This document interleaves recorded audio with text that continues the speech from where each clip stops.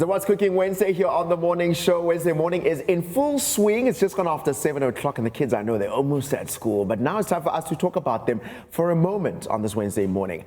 Bullying, addiction, and teen suicide aren't just problems in South Africa. They are an actual crisis. But here's the question. How do we move beyond conversations that we keep having into real, lasting change? Well, H3 Cubed believes the answer lies in self-mastery, emotional resilience, as well as mentorship. And they're on a mission to empower the next generation. And joining us this morning are Lee Mansell-Playdell, as well as Marco Wild, to talk about the future of South Africa's youth and the work that they're doing to ensure that they're ready for it. Welcome to the morning show, Lee. Marco, thanks for joining us. Good morning. It's great to be chatting to you on a topic that isn't the most comfortable conversation to bring up. This is a reality that I think all of us have been affected by it in some way, form, or another. And Lee, maybe I want to bring this to you. What makes H3 Cube's approach different to what many organizations do, which is to have conversations and to have different things in addressing this issue? Such a great question. I think that there's such a big heart that have come from a variety of organizations.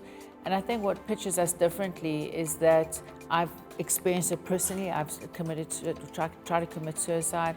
I'm an addict in recovery.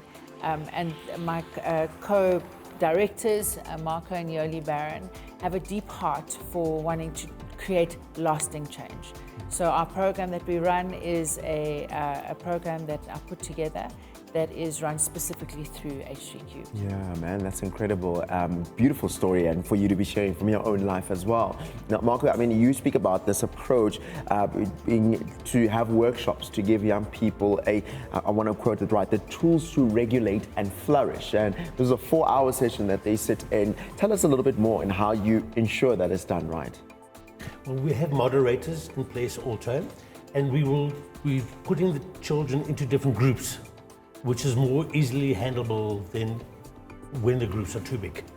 So if I understand well, the basis of the work you do is to say, hey, instead of trying to deal with it where we're hearing of the situation, we're trying to encourage young people to build the character of resilience and being able to just have strong will, especially if they find themselves at a later stage where they're encountering this. Am I understanding this right? Correct. I think we're giving practical tips, tools, and techniques on how to emotionally regulate themselves. So becoming conscious about one's emotions and about one's triggers, so that if people are being bullied, which is the foundational reason why there's addiction and suicide, if they have the practical tools, Corsi, we really trust that people will be able to make better decisions. I am a coach and a counselor, and for many years I thought, wow, what if I got to speak to my clients when they were younger? Maybe they wouldn't be sitting on my couch when they're older, or if they weren't maybe be dealing with the kind of decisions they had made, the poor decisions they had made on the back end of really terrible things that had happened to them. And maybe we could give them the tools to be able to navigate that. Yeah, and I think that is a crucial thing, to be able to build that into the character of our young people. And Marco, I mean, you speak about how H3 Cube's vision is to ultimately build homes of happiness, homes of hope and happiness, rather. And I think that's a massive task to try and establish that, because not everybody comes from a warm house. How much more being able to create a space that does that for many young people? Tell us a little bit more about that. It's not easy to navigate the challenges that we are faced with in life. And sooner or later, we're all going to have to face these challenges. And the younger we learn to navigate these things, the better actually for us going forward. Because sooner, it's the same example as bullies. We'll always encounter bullies, whether it's at school, whether it's at tertiary, varsity, or in the workplace. Yeah. So the sooner we can learn to actually navigate these things, the actual better for our people. I want to take a sneak peek into the work you do. I've got here with me your workbook, the self-care workbook, where you touch on different topics as part of the conversations that you have with them. And I'm just taking a random look. There's cognitive breaks, there's gratitude, dream board, affirmations. Talk about the compiling of some of the topics that you cover in this particular workbook that you think will be very beneficial towards the young person who'll be holding on to this. So I've looked in my work that to create a strong foundation, an emotionally resilient foundation within an individual, I created this program. Well, I feel God created the program through me. And it's got 3 elements to it. It's how do we authentically connect to that which is sacred for us? Secondly, how do we authentically connect to ourselves? And then thirdly, how do we authentically connect to others? So with regards to how do we connect with ourselves is what kind of self-care practice do we have? What kind of pouring into our own cup are we practicing? With regards to authentically connecting to others, how do we communicate openly? How do we set boundaries? How are we assertive in our communication? And then authentically connecting to that which is sacred. Our organization runs on Christian principles, but we don't only work with Christians.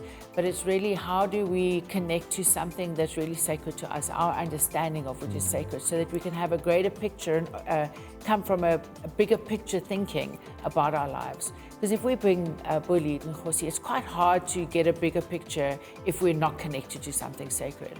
Whereas if we can pull ourselves out of that situation and look at it from a bigger picture, we may be able to see, well, what is our role in it? And secondly, how can we shift this role so that good can come out of it? Yeah, man, that's incredible. And I think it allows young people to be able to have such different stories by being able to have that resilience, emotional resilience, which a lot of us, even in our adult years, like you were rightfully saying, Marco, that it continues for the rest of your life. We still struggle to grab a full hold on that emotional resilience. You speak about how in 2025, you want to be able to establish wellness hubs nationwide, which I think is a massive thing.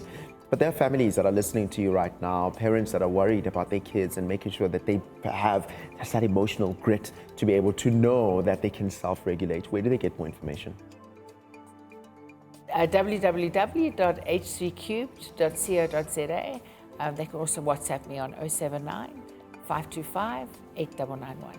Oh man, look, you guys are doing incredible work. I celebrated 100%, and I love what you say right at the bottom where you say catch yourself before you jump off that emotional cliff, which is it's the invitation to jump off is always there, especially for teenagers, and being able to equip them before, I think is incredible work. Lee, Marco, thank you so much for joining us. Thank you very much.